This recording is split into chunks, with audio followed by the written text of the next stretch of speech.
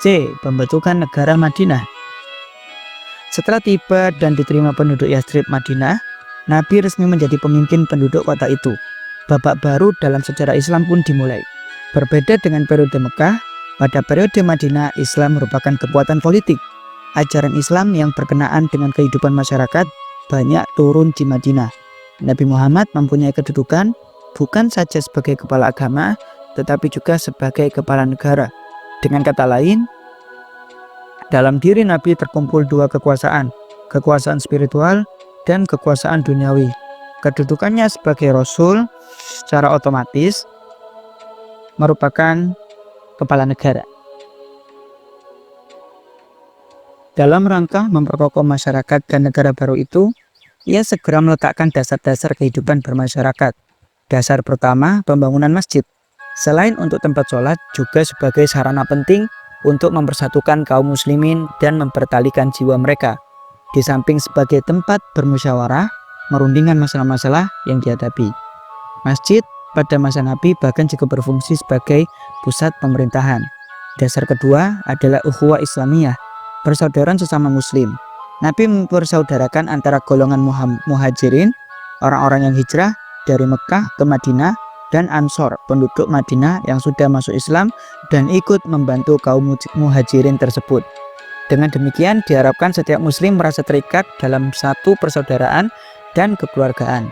Apa yang dilakukan Rasulullah ini berarti menciptakan suatu bentuk persaudaraan yang baru, yaitu persaudaraan berdasarkan agama, menggantikan persaudaraan berdasarkan darah. Dasar ketiga, hubungan persahabatan dengan pihak-pihak lain yang tidak beragama Islam. Di Madinah, di samping orang-orang Arab Islam, juga terdapat golongan masyarakat Yahudi dan orang-orang Arab yang masih menganut agama nenek moyang mereka. Agar stabilitas masyarakat dapat diwujudkan, Nabi Muhammad mengadakan ikatan perjanjian dengan mereka.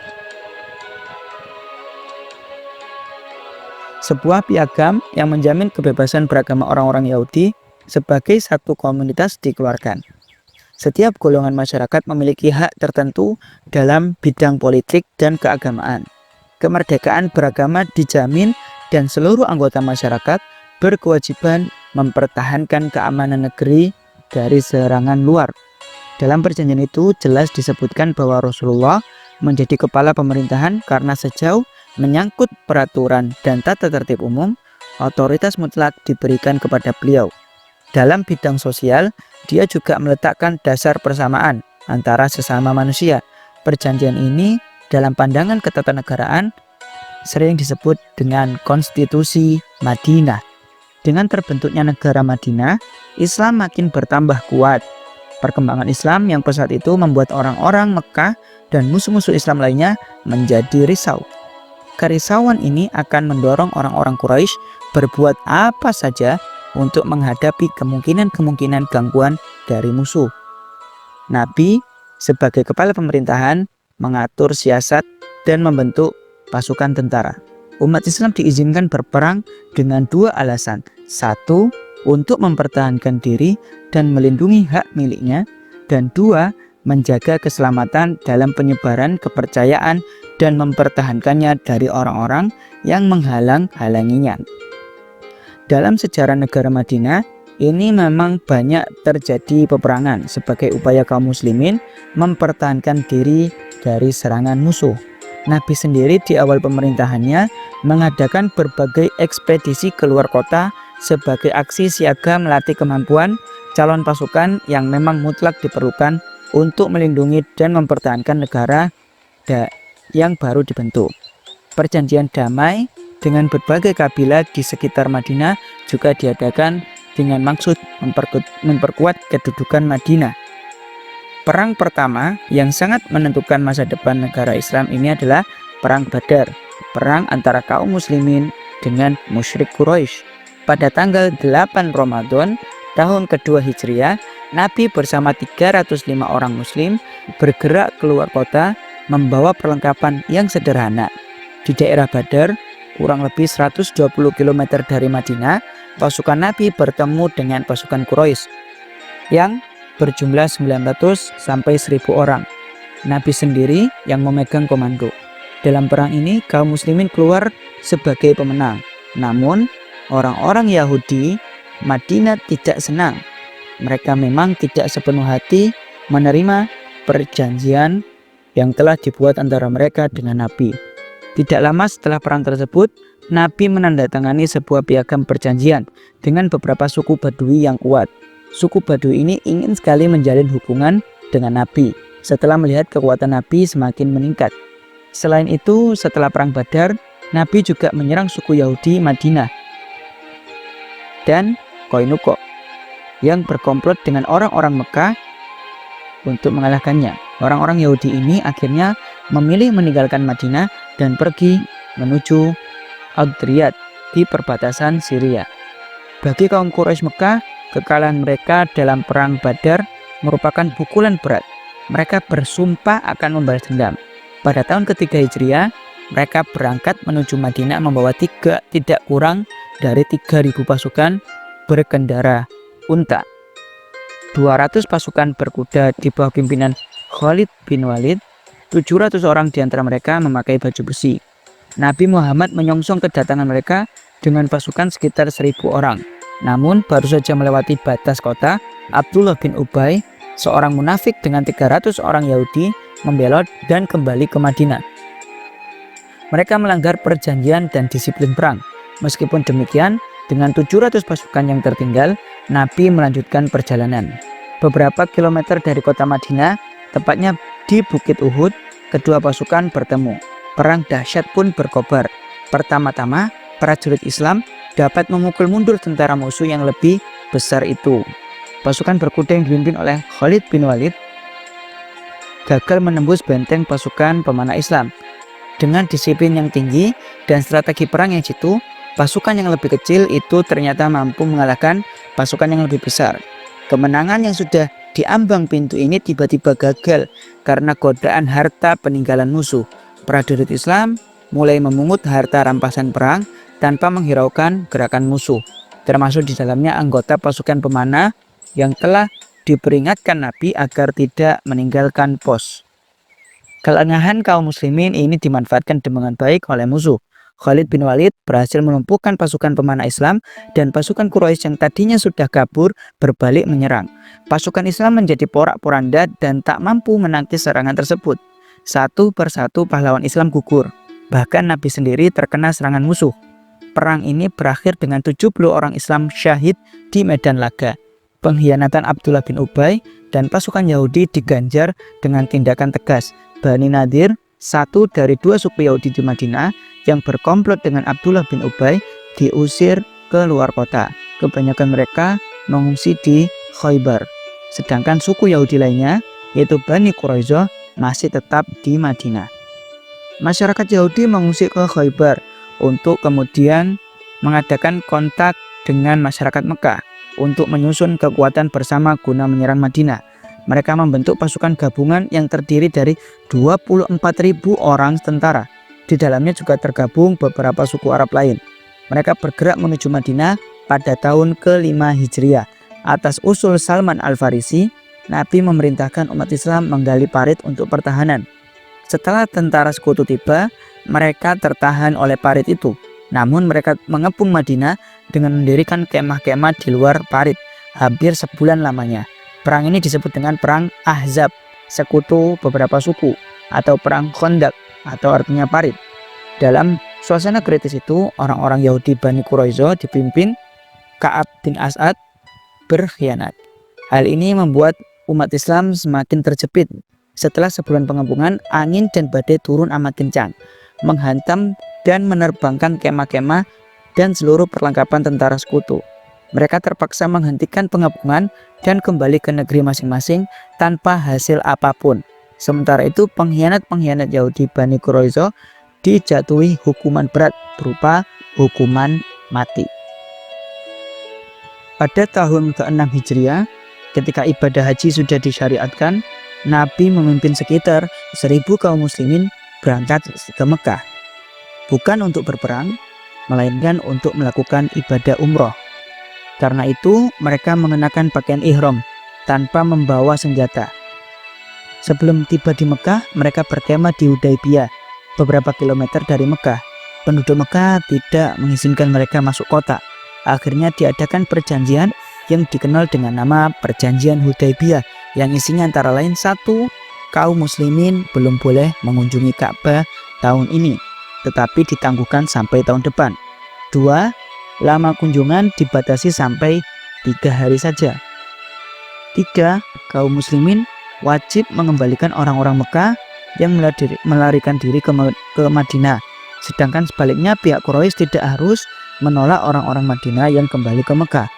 Selama 10 tahun diberlakukan gencatan senjata antara masyarakat Madinah dan Mekah. Dan 5. Tiap kabilah yang ingin masuk ke dalam persekutuan kaum Quraisy atau kaum muslimin bebas melakukannya tanpa mendapat rintangan. Kesediaan orang-orang Mekah untuk berunding dan membuat perjanjian dengan kaum muslimin itu benar-benar merupakan kemenangan diplomatik yang besar bagi umat Islam. Dengan perjanjian ini, harapan untuk mengambil alih Ka'bah dan menguasai Mekah sudah makin terbuka. Nabi memang sudah sejak lama berusaha merebut dan menguasai Mekah agar dapat menyiarkan Islam ke daerah-daerah lain. Ini merupakan target utama beliau. Ada 2 faktor pokok yang mendorong kebijaksanaan ini. Pertama, Mekah adalah pusat keagamaan bangsa Arab, dan melalui konsolidasi bangsa Arab dalam Islam, Islam bisa tersebar keluar.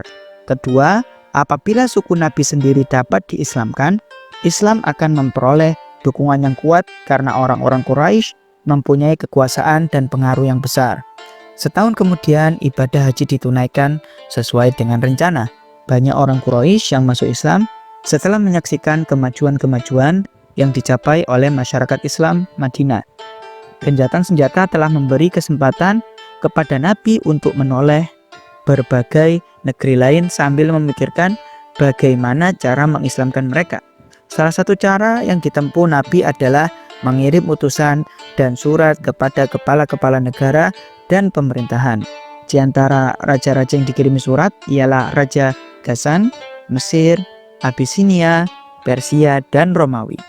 Namun, tak seorang pun yang masuk Islam.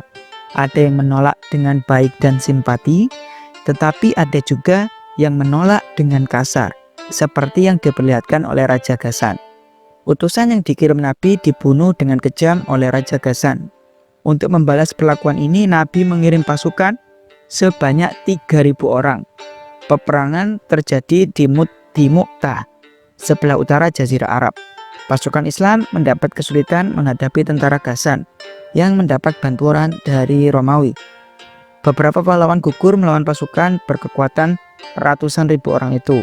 Melihat kenyataan yang tidak berimbang, Khalid bin Walid yang sudah masuk Islam mengambil alih komando dan memerintahkan pasukan untuk menarik diri dan kembali ke Madinah. Selama 2 tahun perjanjian Hudaybiyah berlangsung, dakwah Islam sudah menjangkau seluruh Jazirah Arab dan mendapat tanggapan yang positif.